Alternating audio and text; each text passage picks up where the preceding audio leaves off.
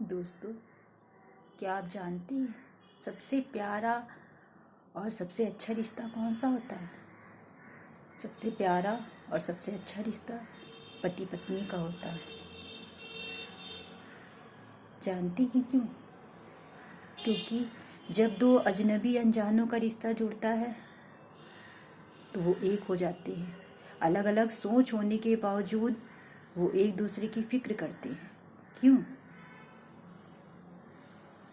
लेकिन कुछ रिश्ते ऐसे हैं कि वो एक दूसरे की फिक्र नहीं करते।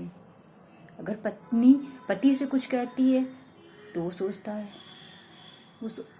कि जो है कि ये मुझे अपना गुलाम बनाना चाहती है, और यदि पति पत्नी से कुछ कहता है तो पत्नी सोचती है कि ये मुझे अपना गुलाम बनाना चाहते हैं।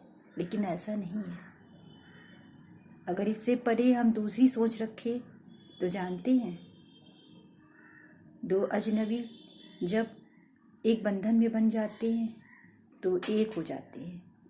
उनकी सोच, उनके विचार, उनका लक्ष्य, सब कुछ एक होता है। पति और पत्नी का रिश्ता इतना मजबूत होता है कि सारे रिश्ते टूट जाते हैं, लेकिन अगर निभाया जाए तो ये एक ऐसा रिश्ता होता है जो जीवन पर्यंत चलता है। आज समाज में सबसे कमज़ोर रिश्ता पति पत्नी का हो गया है। जानते हैं क्यों? क्योंकि उनके अंदर विश्वास नहीं है, उनके अंदर सहनशीलता नहीं है। अगर रिश्ते निभाना है तो सहनशीलता जो है सीखनी पड़ेगी। पति और पत्नी किसी भी गाड़ी के दो पहियों की तरह होते हैं।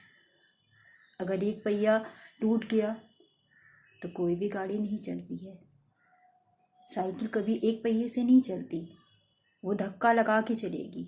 और अगर दोनों पहिए हैं तो वो, और उसके साथ में अगर हवा भी अच्छी है तो साइकिल तो बिल्कुल जहाज बन जाती है। उसी तरह से ही रिश्ते होते हैं। तो दोस्तों, कभी भी अपने रिश्तों में कड़वाहट मत लाइए। कोई कितना भी बहकाए, कितना भी भड़काए, लेकिन पति पत्नी का रिश्ता सबसे पवित्र और